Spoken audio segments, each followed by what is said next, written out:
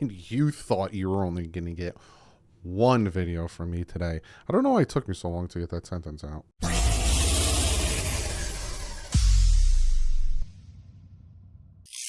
What is up, Finn fans? You can read the title. Mike McDaniel, Chris Grier, end of the year press conference.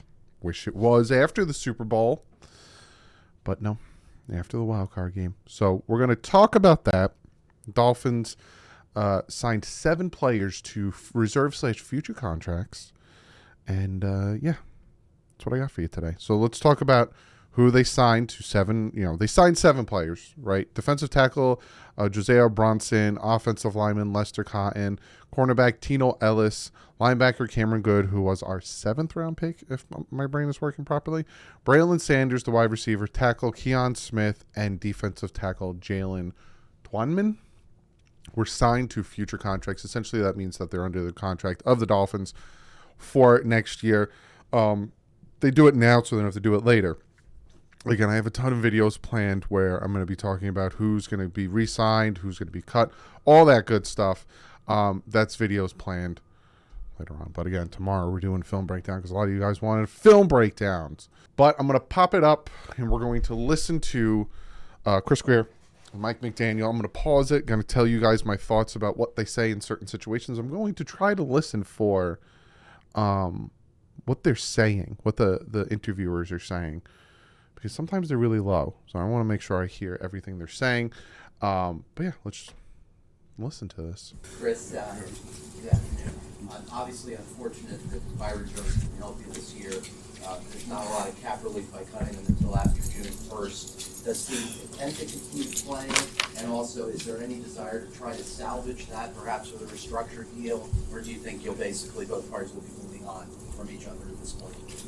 I was saying I always look forward to your question to kick things off, Barry. Start with haymakers. And not Tua related. Barry Jackson's got good questions. No, like I said, Byron, worked hard, trying to get back. Unfortunately, didn't work out. He did his best. Training, doctors, everybody worked hard. The season just ended. We're not there yet. We're still, after the tough loss yesterday, we're kind of, licking our wounds and just going about our process, and we'll meet with the coaching staff here, trainers, doctors, talk about every player on the roster. So we're just not there right now to deal with it, but Byron did everything he could to try and play. So no qualms with that at all. Raise your hand if you believed anything he just said.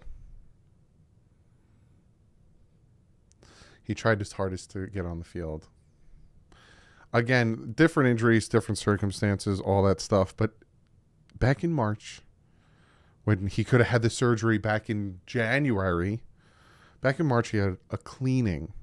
It wasn't a repair. It wasn't a restructuring. It was like a cleaning of his Achilles. His Achilles wasn't torn. Go back and read the article. Talked about he'll be back in 2 months. He'll be ready for the beginning of training camp. Training camp came. He's not ready. Week 1, not ready. Week 2, not ready. Or every week, to the point where Mike McDaniel was like, I'm sick and tired of you asking me about Byron Jones. Well, we're sick and tired of not getting answers about Byron Jones. And all of a sudden you're saying, I was trying his hardest to get back on the field. Chris, did you consider this a successful season, and if so, why?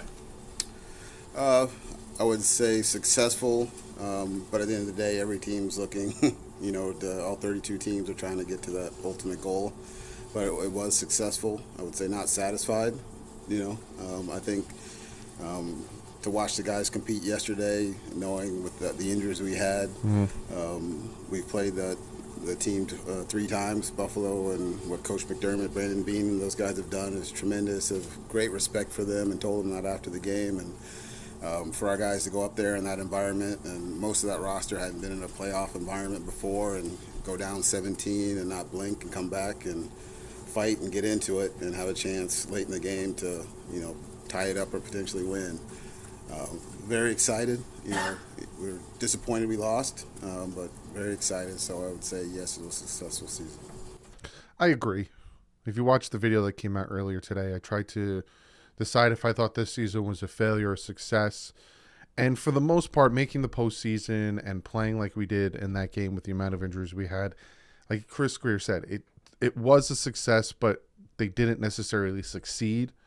So I don't think the season was a failure, but I would lean more towards success. What the flip? But go back and watch that video, get more understanding of how I feel. Yesterday, we were asked Mike about, who was standing with the team, and he essentially said yes. We intend to welcome him back as a starter and leader of our team next season.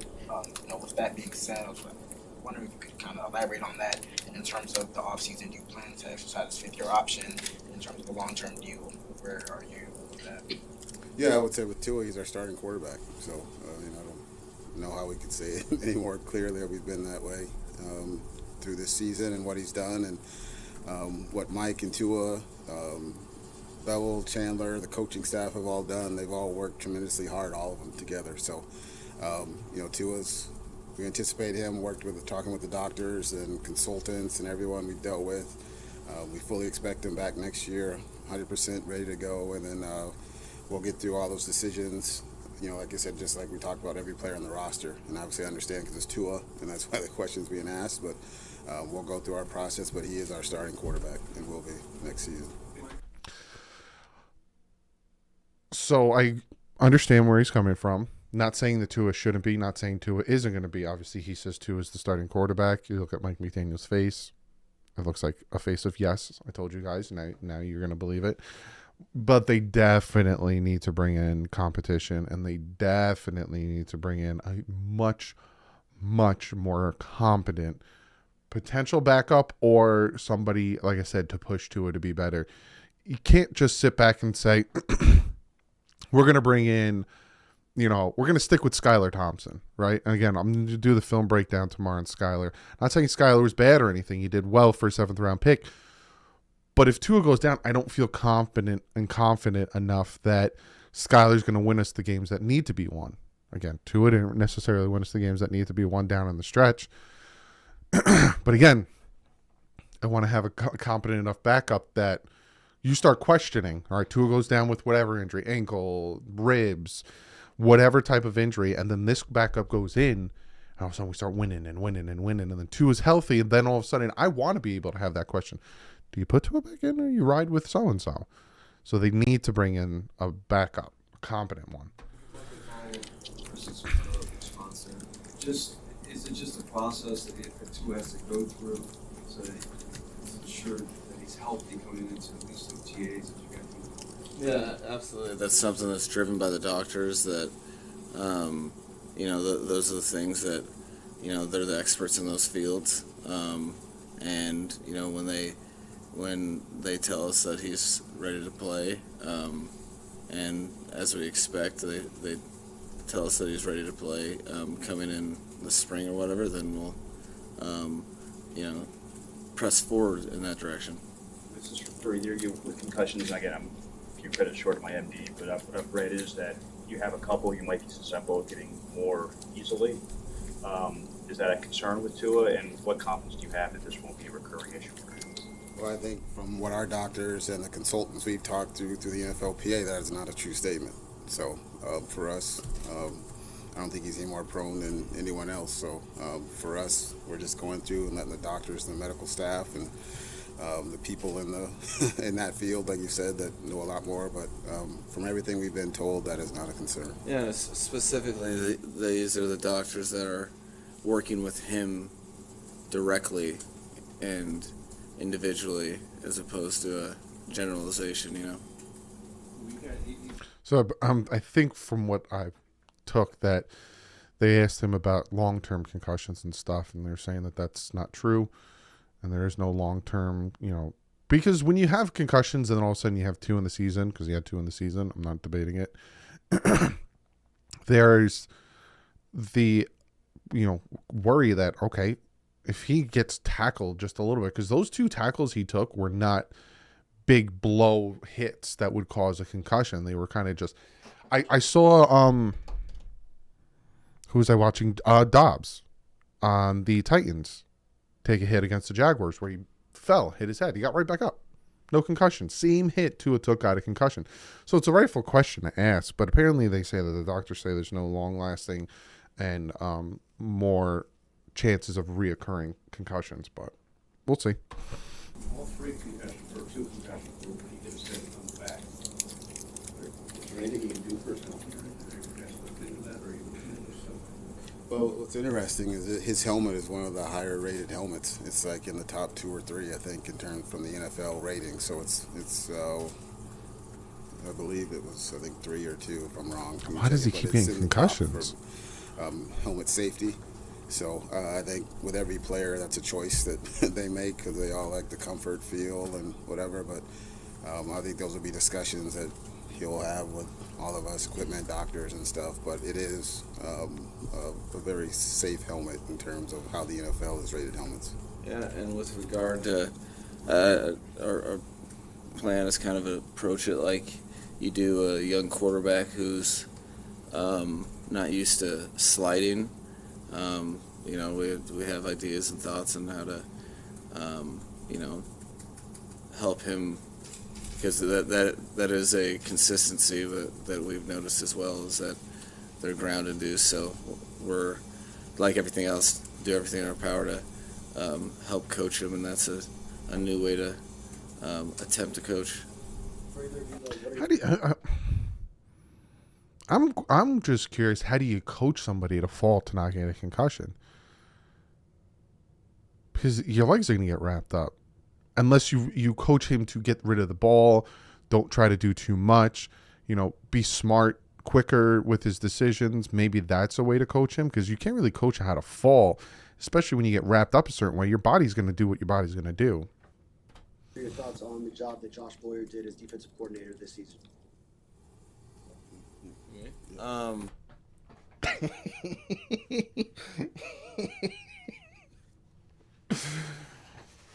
Oh my God! How do you think? What is your thoughts on the job Josh Boyer did this season?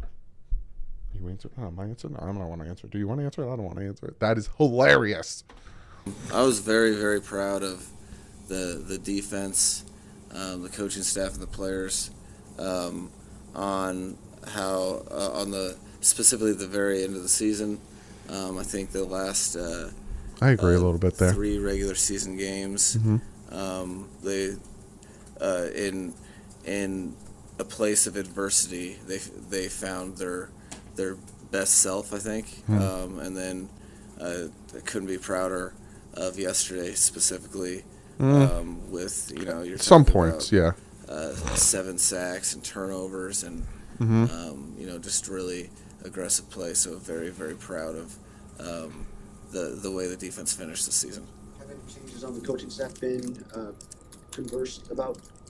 It's pretty early. I mean, I think 24 hours ago we might have had a lead, maybe.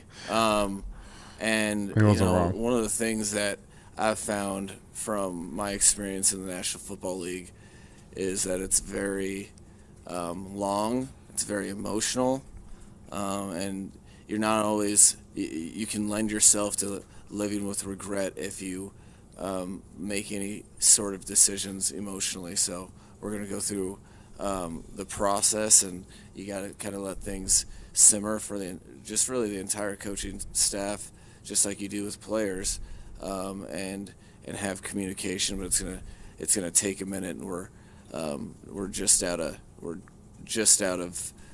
I'm just getting my feeling back in my hands from the cold winter Buffalo skies. Side note, listening to Mike McDaniel talk is like listening to Jeff Goldblum talk or Ross from Friends. Like, get it out, man. Like, come on. I see where he's coming from, especially with that last part where it's like the game just ended, right? When they did their presser, literally, like you said, they had the lead at that point 24 hours ago. So to make any haste decisions, without taking seconds, taking a sit back and looking at the situation, all that stuff, makes 100% sense. I also kind of agree, the defense played well, like 7 sacks, forced, a couple turnovers, did well. Still allowed some plays, allowed broken plays here and there. if I'm Mike McDaniel, I understand the defense did well with what it had in certain situations, but I still don't like the scheme, and I don't like the play calling in situations that he got over aggressive, and then he would get over aggressive and drop his corners back, allowing, I like the zero blitz, but you got to do it properly where you have corners. Like, if your corners are going to get beat, your corners are going to get beat. His situation was, I don't want my corners to get beat, but I don't know if my blitz is going to get there, because, you know what I'm saying? So if I'm Mike McDaniel, I probably go in a different direction. I think Boyer did well with what he had, and to a certain extent, but I think a change needs to be made on defense, because the offense is now, it's like with Brian Flores, right? He wanted to keep Chan Gailey, I assume, because if he didn't, then that's asinine. But your defense is here and your offense was here. You kind of want to keep making the moves until your offense and defense are on the same high level of play. Right now, our offense is here and our defense is here. You got to make a move to start bringing your defense up. And, you can't make too many moves on the off season when it comes to player-wise, so you need to incorporate the coaching to help, because, again, Dolphins are banged up, Doug. You got to understand, Boyer did what he could with what he had. Yeah, but so were the Broncos, way better defense. So were the Chargers, a way better defense. I can show you defenses that had more injuries that were better. So again, for me, I'm moving on from Boyer. How extensive will your research be this offseason, getting ready to find those dominant players? Yeah. Same process we've always been. It doesn't matter how many picks we have or what, you have to go through it because you have to be ready for every scenario. So our guys are out at All-Star games last week. They're out All-Star games now from all of them, from all divisions, HBCUs. They've been All-Star games. So, our guys are in the middle of that process right now, and then I'll jump into it here the next couple of weeks coming up with the East-West and Senior Bowl and stuff. That's the only way that you have. You don't plan on having injuries. You don't plan on. You just plan on going through the process like they do, and the coaching staff will join eventually. And when you go about it with that diligence and that intent, then you wind up with players like Cater. That we didn't go out trying to find a corner that would start for us, but he ended up starting because you're doing your due diligence. Chris, what are your... That's a very good name to drop, and it's a very good answer. Except for I don't like that you don't plan for injuries. You kind of should plan for injuries. Early leanings on Mike Gesicki after watching one season of the marriage between him and this offense?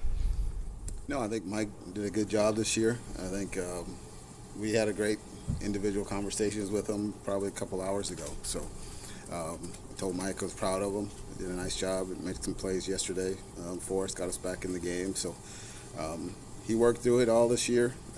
We'll see what the future holds. He's earned the right to be a free agent, but we're happy for him, and he did a nice job, and I know his teammates are happy for him, as you saw when he scored the touchdown yesterday. Layman's terms, Mike Gesicki's gone. The fact that he just said he earned the right to be a free agent, Mike Gesicki's not coming back. He'll probably draft a tight end maybe with one of those third-round picks, but Mike Gesicki's not coming back. The fact that he just said he earned the right to be a free agent, he ain't coming back. There obviously was hope. Liam would thrive at left guard and Austin at right tackle. Unfortunately, both got hurt. Liam ended up playing more. Do you have any initial instinct as to whether you want to continue down that course with those positions, with those players, to allow them to win starting jobs next year, or if you need to address those two positions elsewhere this offseason?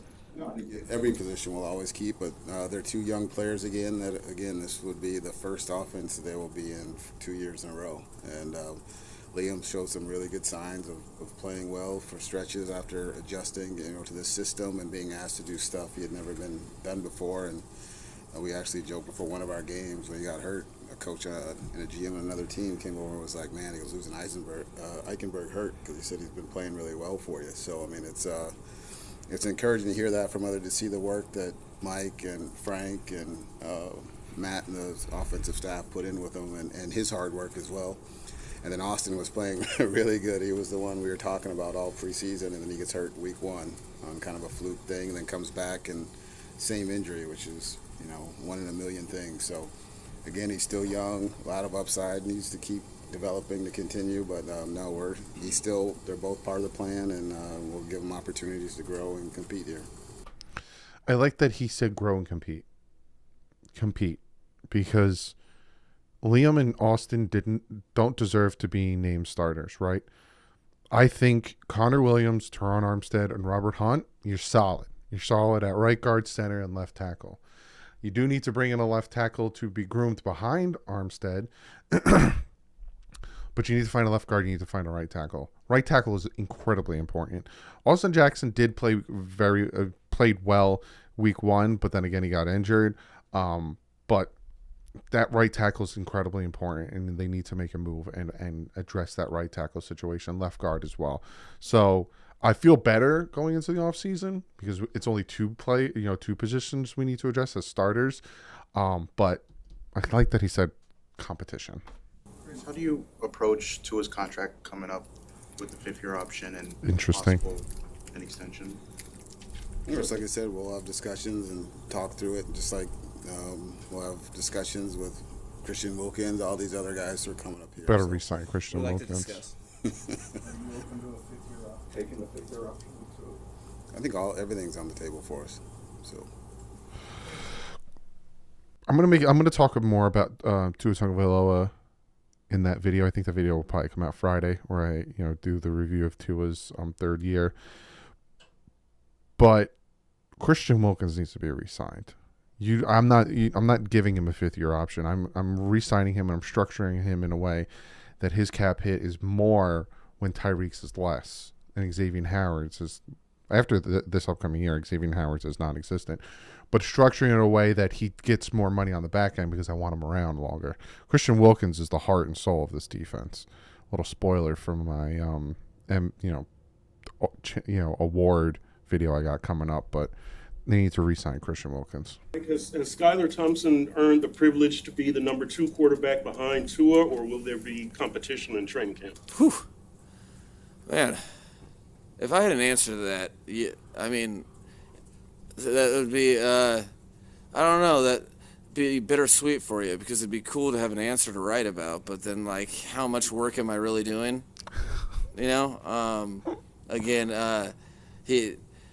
I think his teammates were very pumped about how he rose to the occasion.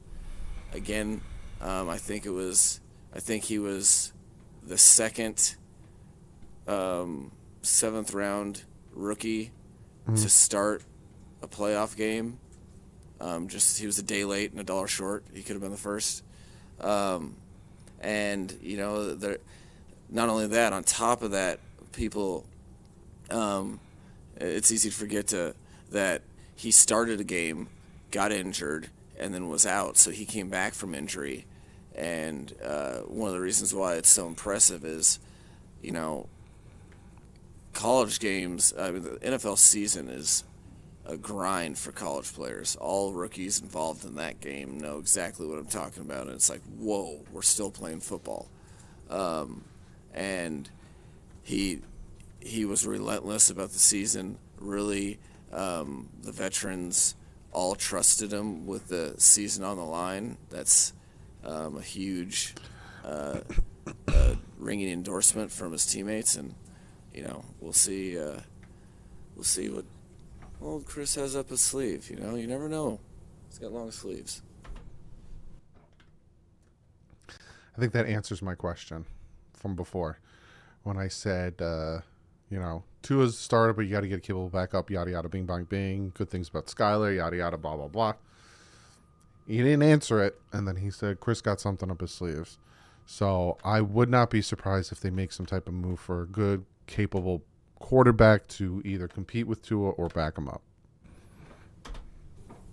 Chris, from watching this defense, do you believe that upgrades are needed at inside linebacker particularly? Please. And with you guys up against the cap, is there money for any real impact outside signing at any position? Yeah, we always have flexibility. Yeah. We've done a lot of work to make sure we've maintained that. Yeah. So cap is non-existent. It is right now is not what it will be yeah. at the start of the season. So, for us, well, like I said, we're going to keep going through a process here of evaluating everything. So, I think guys, especially the defense, second half of the year played really well. Mhm. You know, we were just talking about when Bradley came on. You know, our analytics just ran a study for us, and we moved into like the top 10 of top 8 of like 6 of our like 12 metrics we really value for defense. Just his impact coming in. So, and that's running pass. I know everyone likes to look at everything, but he's in. And on the exit meetings today, some of the defensive guys were talking about how cool he was and what a good guy, and work ethic, toughness, leadership. So I think with all that, we look at it all. You know, Landon Roberts did a nice job showing leadership. You know, Baker, Good run Duke, stopper. all those guys. Channing, we're excited for his future in terms of development. We Channing kind of Tindall. expected that this year, that he would be more of a special teams guy. And so I think where we are, and Sam did a nice job on special teams. I don't want to leave anyone out, but we're going to, that a position, because I know you're asking because there are a lot of free agents in that position, but we'll just keep doing our work and filling the holes like we always do. So when he talks about the cap space, right? Dolphins, I think, are $10 million over when a lot of these contracts will kick in with Tyreek Hill and Laramie Tunsil, Teron Armstead, and certain players. When their money kicks in, the Dolphins will be about $10 million over. But the cap space is not real. The Dolphins can do, and I will show you, they can do and move and wheel and deal, all that stuff to get a lot of money in cap space. I think when I rough estimated, they could get like around 30 or 40 million in cap space.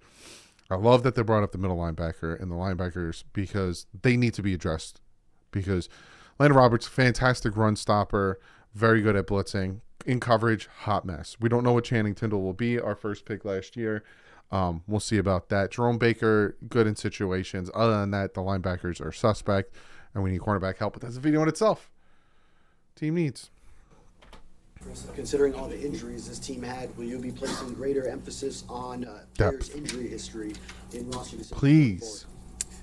I think you can't be scared of stuff. Oh, God. Talk about, you know, Teron was a Pro Bowl left tackle. The That's impact true. he did, you know, with us in terms of leadership and what he did was on the field for us.